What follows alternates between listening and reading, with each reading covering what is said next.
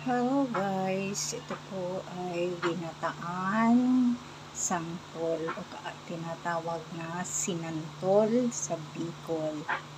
Yan siya guys, yan. So, niluluto po natin ay ang sinantol. Yan, nilagyan ko siya ng 3 malalaking niyog, baboy at saka daing.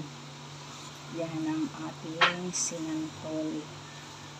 Yan guys. So, yung mga Bicolano dyan, nakaka-relate dito sa ating sinantol.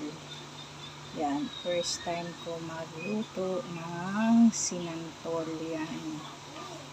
Guys, sikat na sikat yan sa mga Bicolano. Yan.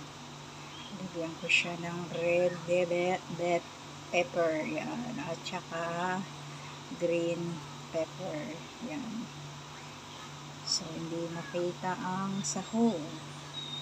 So, ang sinahog ko ito ay baboy at saka mayroong tinatawag na balaw or dinahilan. So, ayan guys, ang ating sinantol for today. Yan.